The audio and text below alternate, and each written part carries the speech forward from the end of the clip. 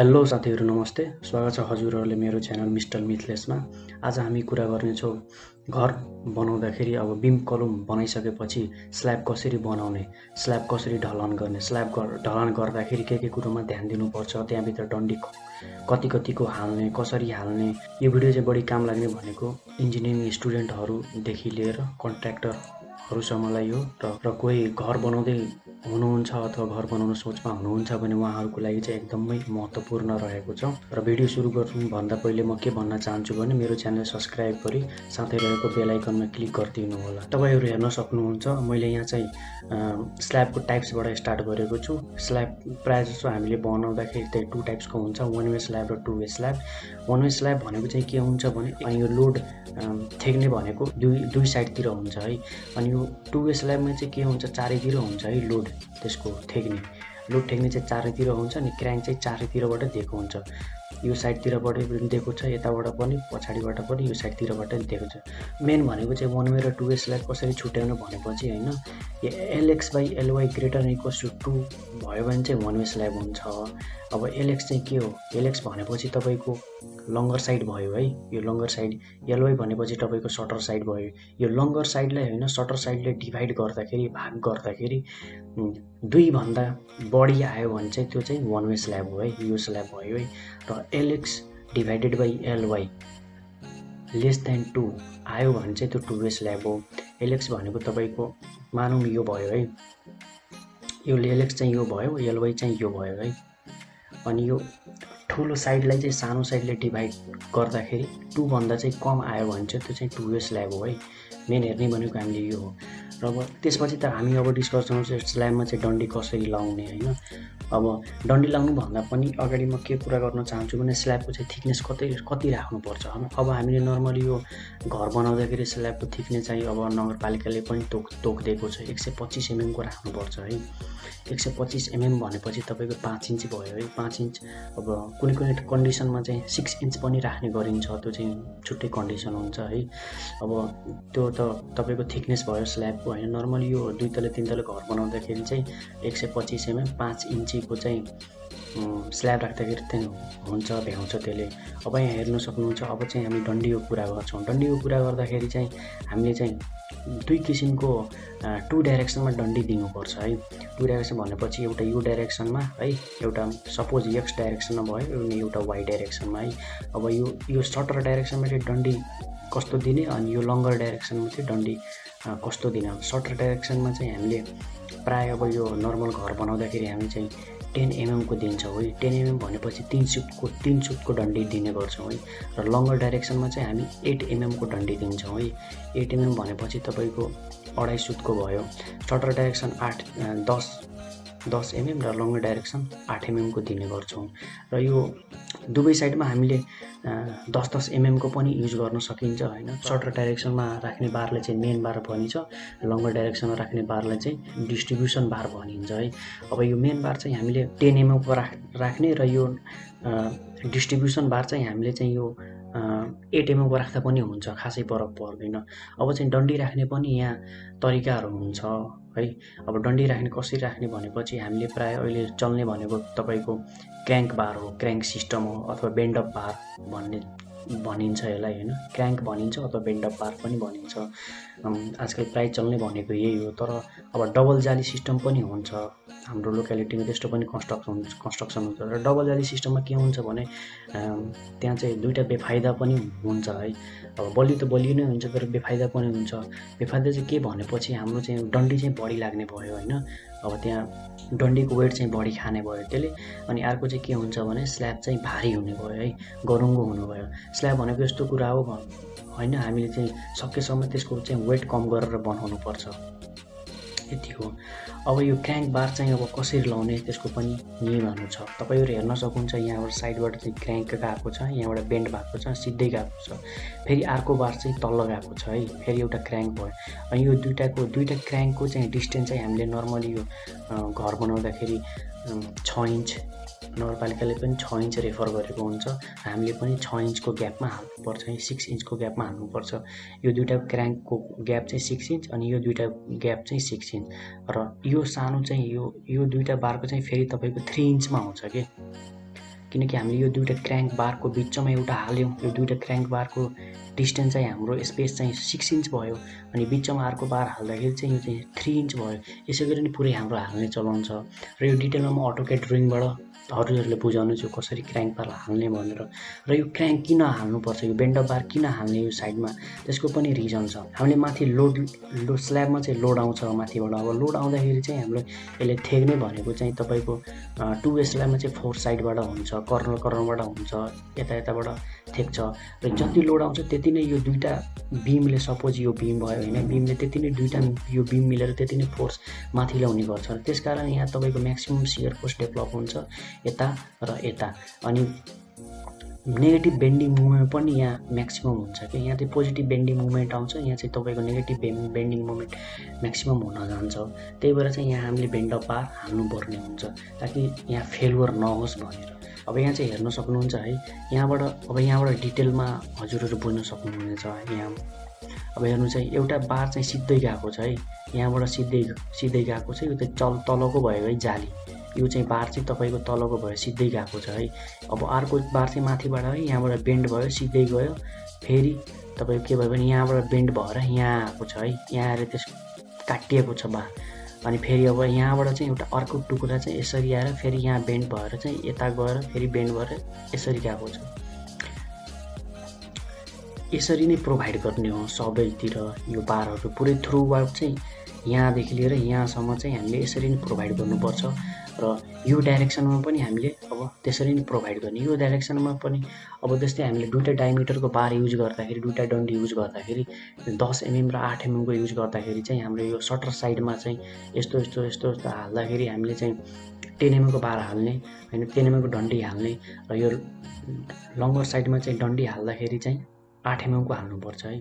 र अर्को कुरा पनि म के भन्न चाहन्छु भने होइन, जस्तै हामीले त डन्डी प्रोभाइड गऱ्यौँ, डन्डी त अब हाम्रो यहाँ पुरै सिङ्गै डन्डी चाहिँ नअट्नु नि सक्छ, काट्नुपर्ने हुन्छ होइन। डन्डीको तपाईँको साइज चाहिँ लगभग 12 मिटरको जति आउँछ। 12 मिटर भनेपछि नियर एबाउट तपाईँको 40 फिट जति भयो र यो 40 फिट यहाँसम्म नि पुग्न सक्छ, हाम्रो यहाँसम्म नि पुग्न सक्छ। र त्यसको लागि चाहिँ हामीले के गर्नुपर्छ भने दुईटा डन्डी लाएर जोड्नुपर्छ। जस्तै यो साइडमा हाम्रो पुग्यो नि, यो लङ्गर साइडमा चाहिँ पुग्दैन कि। अब त्यसको लागि चाहिँ के गर्ने, जोइन चाहिँ कहाँ गर्ने, दुईटा डन्डी त जोड्नु पऱ्यो हामीले। अब त्यो जोइन गर्नुको लागि पनि त्यसको चाहिँ ठाउँ रहेको छ। अब जथाभावी चाहिँ हामीले जुनसुकै ठाउँमा पायौँ त्यही ठाउँमा चाहिँ जोइन गर्नु भएन, हामी त्यसको पनि नियम रहेको छ। अब जोइन गर्दाखेरि हामीले चाहिँ प्रायः अब यहाँ चाहिँ हाम्रो चाहिँ म्याक्सिमम हुन्छ है, डिफ्लेक्सन पनि म्याक्सिमम भयो, बेन्डिङ पनि म्याक्सिमम भयो। यहाँ चाहिँ हाम्रो बेन्डिङ मुभमेन्ट अलिक मिनिमम हुन्छ र बेन्डिङ मुभमेन्ट मिनिमम भएको ठाउँमा चाहिँ हामीले जोइन गर्नुपर्छ है। यो एरियामा चाहिँ हामीले जोइन गर्नुपर्छ भनेपछि स्ल्याबको चाहिँ L/3 मा, जस्तै यो हाम्रो यहाँदेखि यहाँसम्म चाहिँ डिस्टेन्स हाम्रो 12 फिट रहेको छ भने त्यसलाई चाहिँ 3 ले भाग गरेर जति आउँछ त्यतिको भित्र चाहिँ हामीले चाहिँ ल्यापिङ प्रोभाइड गर्नुपर्छ। जोड्ने कुरालाई चाहिँ हामीले ल्यापिङ भन्छौँ र ल्याप पनि भर्ने गर्छौँ। जस्तै 12 ले अब 3 ले डिभाइड गऱ्यो भने चाहिँ 4 आयो, 4 फिट आयो भनेपछि यो साइडदेखि 4 फिटसम्म चाहिँ हामीले ल्याप दिन सक्छौँ है। त्यो 4 फिट भित्रै दिनुपर्छ। ल्यापको साइज कति हुनुपर्छ, ल्यापको साइज चाहिँ हाम्रो 50D लिने गर्छौँ है, 50D पनि लिन्छौँ, 55D पनि लिन्छौँ। त नर्मली हामीले लिने भनेको चाहिँ 55D हो। 55D भन्छ, 55 तपाईँको कन्स्ट्यान्ट भयो, D भनेको चाहिँ तपाईँको डायमिटर अफ बार। सपोज हामीले 10 mm डन्डी युज गरेको छौँ भने 55D गर्दाखेरि 550 mm हुने भयो। 550 mm भने चाहिँ 1.8 फिट जति आउँछ है, 1.8 फिट। 1.8 फिट भनेपछि तपाईँको 1 फिट 9 इन्च जति आउँछ। त्यतिको चाहिँ ल्याब प्रोभाइड गर्नु पऱ्यो। अब सर्टकटमा हामीले के याद गरौँ भने ल्याब प्रोभाइड गर्दाखेरि चाहिँ यो जोनमा प्रोभाइड गर्नुपर्छ है। यो जोन भयो अनि यो बिमको साइडको जोन, यो पुरै तपाईँको स्प्यानलाई चाहिँ यो क्लियर स्प्यानलाई चाहिँ 3 ले डिभाइड गर्ने, L/3 मा चाहिँ डिभाइड गर्ने। L/3 को अन्डरमै हामीले चाहिँ ल्याब दिनुपर्छ है। र ल्याबको साइज 55D हुन्छ। D भनेको डायमिटर अफ बार। र ल्याबको कुरा हाम्रो यही नै भयो है। अब अगाडि हेर्दै जाउँ। अब चाहिँ यो बेन्ड गर्दाखेरि चाहिँ हामीले चाहिँ 45 डिग्रीको एङ्गलमा चाहिँ बेन्ड गर्नुपर्छ यो है। अनि यो बेन्ड गर्दा यसको लेन्थ चाहिँ कति राख्ने, यसको लेन्थ चाहिँ हाम्रो तपाईँको निकाल्नुपर्छ।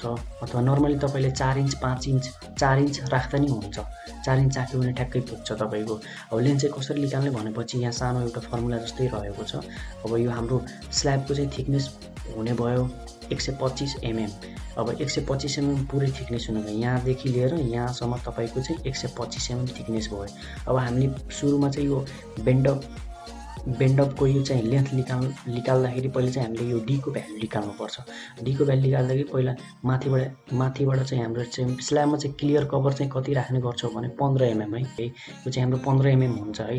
अब यो माथिको पनि घटाउनु पऱ्यो, तलको पनि घटाउनु पऱ्यो, दुईचोटि 15 mm घटाउनु पऱ्यो 25बाट। अनि -5 भनेपछि तपाईँले इफ 10 mm को बार युज गर्नु भएको छ भने त्यसको सेन्टरदेखि रेडियस चाहिँ 5 mm हुने भयो है। 5 mm माथि घटाउने, यहाँ यो बारबाट नि 5 mm तल घटाउने। अनि तपाईँको 85 mm आउँछ। 85 mm चाहिँ तपाईँको डीको भ्यालु भयो। अब हामीले चाहिने भनेको यो हो। अब यहाँ फर्मुला लाउँदाखेरि sin θ = p/h लाउँदाखेरि हाम्रो चाहिँ ठ्याक्कै तपाईँको डीको भ्यालु यो चाहिँ यो इन्क्लाइन्ड बारको चाहिँ यो भ्यालु आउँछ हैन। अब यसको भ्यालु चाहिँ यति आयो, यो लगभग हाम्रो 4.5 इन्चको भयो है। अब हामी अरू कुरा चाहिँ अटोक्याड ड्रइङबाट बुझ्नेछौँ के कसरी बारहरू हाल्नुपर्छ भनेर, त्यहाँ डिटेलमा हजुरहरू बुझ्न सक्नुहुन्छ। सबै कन्फिडेन्स त्यहाँबाट हट्छ हजुरहरूको। यहाँ हजुरहरू हेर्न सक्नुहुन्छ, मैले हजुरहरूले बुझाउनको लागि यहाँ एउटा अटोक्याड ड्रइङ बनाएको छु स्ल्याबको सेक्सन। अब स्ल्याब सेक्सन भनेपछि के हुन्छ भने तपाईँको सपोज यो हाम्रो स्ल्याब भयो है, यो पुरै चाहिँ हाम्रो स्ल्याब भयो हैन। अब यहाँबाट मैले काटेको छु, एक साइडबाट काटेर यहाँ चाहिँ मैले सेक्सन निकालेर हजुरहरूले बुझाउन खोजेको छु। र यहाँ हेर्न सक्नुहुन्छ बार चाहिँ कसरी लाउनु पर्छ है। यो चाहिँ हाम्रो चाहिँ यो स्ल्याबको थिकनेस चाहिँ 125 mm भयो। यहाँबाट बार बेन्ड गरेर यसरी लगेर अनि यहाँ बेन्ड गर्नुपर्छ है। यो चाहिँ हाम्रो यही बेन्ड गरेर छोड्ने यसलाई। अनि यहाँबाट चाहिँ तल्लो बार चाहिँ सिधै यहाँबाट यो तल्लो डन्डीले चाहिँ बेन्ड गरेर सिधै लानुपर्छ। सिधै लगेर यहाँबाट बेन्ड गर्ने अनि फेरि माथि लगेर यहाँ छोड्ने है। यो तलको डन्डी चाहिँ यहाँ बेन्ड गरेर माथि लगेर यहाँसम्म छोड्नुपर्छ है। अनि यताबाट आएको चाहिँ तलको डन्डीलाई यहाँ बेन्ड गरेर लगेर यहाँ माथि छोड्नुपर्छ है। सेम यस्तै गर्ने हो। अनि यो चाहिँ तलको डन्डी यहाँ थ्रु आउट जान्छ अनि यताबाट चाहिँ बेन्ड गरेर। अब यो चाहिँ कतिमा बेन्ड गर्ने हैन, यसको चाहिँ बेन्डको अब लेन्थ चाहिँ कति राख्नुपर्छ, यहाँ यो कतिसम्म बेन्ड गर्ने भनेपछि यहाँ मैले लेखिदिएको छु कतिमा बेन्ड गर्ने भनेपछि। सपोज हाम्रो यो चाहिँ बिम भयो हैन, तलको बिमको सेन्टरबाट चाहिँ हाम्रो चाहिँ लेन्थ चाहिँ यल रहेको छ है। सपोज यल रहेको छ भनेपछि हाम्रो यो कर्नरमा चाहिँ यो लेफ्टतिर चाहिँ 0.15 यल राख्नुपर्छ। 0.15 लाई यलले मल्टिप्लाई गरेर जति आउँछ त्यतिसम्म यो सेन्टरदेखि यहाँसम्म बेन्ड गर्नुपर्छ है। यो यति चाहिँ हो। अब यहाँ चाहिँ माथिको यो यताबाट कन्टिन्यू आएको बार यहाँ बेन्ड भएर फेरि माथि आएको छ। अब यो माथिको बार चाहिँ कति राख्ने भनेपछि यो सेन्टरदेखि यहाँसम्म तपाईँको 0.3 यल राख्नुपर्छ लेन्थ। फेरि यो यलको भ्यालु चाहिँ तपाईँको यो हो है।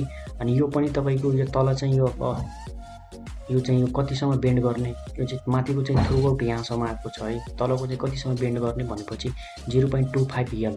यो यल भनेपछि यो हो। 0.25 भनेपछि L/4, L/4 यो बेन्ड गर्नुपर्छ। अनि माथि चाहिँ L/3 बेन्ड गर्नुपर्छ। यता पनि उस्तै हो है, हेर्न सक्नुहुन्छ। र मैले एउटा अर्को पनि यहाँ बनाएको छु डिटेलमा। अनि यो सपोज हाम्रो चाहिँ यो चाहिँ हाम्रो लेन्थ चाहिँ 10 फिट 10 फिट 3 इन्च रहेको छ। अब यसलाई चाहिँ 0.15 यसले मल्टिप्लाई गर्दाखेरि 1 फिट 7 इन्चसम्म लगभग यति आएको छ, यतिमा बेन्ड गर्नुपर्छ है। यता पनि तपाईँको यो लेन्थ चाहिँ 10 फिट 3 इन्च रहेको छ र 0.3 यसले मल्टिप्लाई गर्दाखेरि 3 फिट 1 इन्च लगभग आएको छ। त्यतिमा चाहिँ यो पुरै कन्टिन्यूको बारलाई माथिको बारले चाहिँ यो टुक्रा बारलाई चाहिँ यति राख्ने, अनि तलको बेन्ड चाहिँ 0.25 यल गर्ने भनेपछि L/4 डिभाइड गर्दाखेरि लगभग यति नै आउँछ। यसै गर्ने हो सबै हैन। यो त हामीले सिक्यौँ। यो कतिमा कसरी बेन्ड गर्ने भनेपछि यो भयो हैन। यो सर र थ्रुली हेर्नुस् है। सर्टकट याद गर्ने तरिका चाहिँ साइडमा चाहिँ 0.15 यलमा बेन्ड गर्ने हैन। अनि यो माथिमा चाहिँ 0.3 यलमा बेन्ड गर्ने, तल चाहिँ 0.25 यलमा बेन्ड गर्ने। यति याद गरेपछि पुग्यो। माथि चाहिँ L/3 मा, तल चाहिँ L/4 मा, अनि साइडमा चाहिँ 0.15 यलमा गर्ने है। यो त भयो अटोक्याड ड्रइङबाट, यो त भयो कतिमा बेन्ड गर्ने होइन। अर्को कुरा चाहिँ अब यो बारको स्पेसिङ चाहिँ कति राख्यो, स्पेसिङ भनेपछि हामीले चाहिँ कति राख्नुपर्छ भनेपछि 6 इन्च है। यो जस्तै यो सटर साइड भयो, सटर साइडमा यो यसरी बार राख्दाखेरि हामीले चाहिँ 10 mm को बार राखेको छौँ र यो हामीले नर्मली 2 तले 3 तले घर बनाउँदाखेरि यतिकै राख्दा नि हुन्छ। र कतिको ग्यापमा राख्ने भनेपछि 6 इन्चको ग्यापमा, center to center distance 6 inch हुनुपर्छ है। अनि यो डिस्ट्रिब्युसन बार चाहिँ यो तपाईँको 8 mm को राख्दा नि हुन्छ है। सेन्टर टु सेन्टर डिस्टेन्स यसको पनि 6 इन्च राख्ने। यो त भयो तपाईँको अटोक्याडै। अघि हामीले यहाँसम्म कुरा गरिसक्यौँ होइन। यो एङ्गल 45 डिग्रीमा बेन्ड गर्ने, यो लेन्थ पनि निकाल्नु 4 इन्च राख्दा हुन्छ नर्मल। क्लियर कभर चाहिँ हाम्रो 15 mm को राख्ने स्ल्याबमा। अब यहाँ हेरौँ है, बेन्ड चाहिँ यसरी गर्ने। अघि मैले अटोक्याड ड्रइङमा बुझाएको जस्तै यहाँबाट सिधै आएको छ एउटा बार माथि, यो चाहिँ तपाईँको कति थियो 0.3 यल थियो है। 0.3 यहाँदेखि लिएर यहाँ सेन्टरसम्मको डिस्टेन्स 0.3 यल भनेपछि L/3 मा। अनि तलको चाहिँ यो बेन्ड अफ बार चाहिँ हामीले कतिमा युज गर्ने भनेपछि 0.25 यल भनेपछि L/4 मा भयो। अब अर्को चाहिँ हामी कुरा के गर्छौँ भने होइन, यो कभर राख्दाखेरि तलबाट अब यो चाहिँ युज गर्दाखेरि एकदमै राम्रो हुन्छ। यसलाई चाहिँ के भनिन्छ भने कभर, इन्जिनियरिङ टर्ममा यसलाई चाहिँ कभर ब्लक भन्ने गर्छौँ है राख्ने। यो कभर ब्लक चाहिँ किन युज गरिन्छ भने होइन, बारलाई चाहिँ तपाईँको यो कङ्क्रिटको स्ल्याबको कङ्क्रिटको फेसमा चाहिँ नजाओस्, तलबाट यसो हेर्दाखेरि बार यहाँ कङ्क्रिटमा बार चाहिँ नदेखियोस्, डन्डी नदेखियोस् भनेर यो कभर ब्लक लाग्छौँ। र अर्को चाहिँ यो डन्डीनेल चाहिँ सेफ राख्नलाई पनि यो कभर ब्लकको हामीले युज गर्छौँ। यो कभर ब्लकको युज गर्दाखेरि चाहिँ के हुन्छ भने डन्डी चाहिँ कङ्क्रिटभित्र जान्छ, बाहिर चाहिँ देखिन्न, सेफ हुन्छ, पानीबाट चाहिँ बच्छ, खिया लाग्नबाट बच्छ। त्यसैको लागि चाहिँ हामी कभर ब्लक युज गर्छौँ। यो कभर ब्लक चाहिँ हाम्रो 115 mm को हुन्छ। अब यो कभर ब्लक चाहिँ कसरी बनाउने, किन्न पनि मिल्छ हार्डवेयरमा र यो बनाउन पनि मिल्छ। र कसरी बनाउने भनेपछि यहाँ कभर ब्लक चाहिँ तपाईँले नर्मली आफै अब कन्स्ट्रक्सन गर्दाखेरि आफै पनि बनाउन सक्नुहुन्छ है। अब PVC पाइप हुन्छ, अब लगभग 1.5 इन्च 2 इन्चको पाइपलाई अब 15 mm काट्ने, अनि सिमेन्ट बालुवा 1/6 को मसला बनाउने, यहाँ भित्र राखेर त्यो PVC पाइपमा राख्दै बनाउँदै गऱ्यो भने हुन्छ है। अनि यो तार पनि लाउन मिल्छ, तपाईँको यो डन्डी बाँध्ने तार पनि हाल्दा चाहिँ ठिक हुन्छ। यो चाहिँ डन्डी बाँध्न चाहिँ युज हुन्छ। कभर ब्लक तल राख्ने अनि माथिबाट डन्डी राखेर तारले चाहिँ बाँध्ने, यो चाहिँ एकदम सेफ हुन्छ। अब हामीले त्यहाँ डिस्कस गर्नुपर्ने कुराहरू चाहिँ यही नै हो है। अब यो सब हजुरले बुझिसक्नु भएको होला र इफ एनी कन्फ्युजन छ भने अथवा केही कुरा बुझ्नु भएको छैन भने तल कमेन्ट गर्नुहोला, म त्यसको एन्सर हजुरहरूलाई दिनेछु। र साथै के भन्न चाहन्छु भने मेरो च्यानल चाहिँ सब्सक्राइब गरिदिनु होला र बेल आइकनमा पनि क्लिक गरिदिनु होला। यति भन्दै म आजको लागि बिदा हुन चाहन्छु। हस्त नमस्ते, बाई बाई।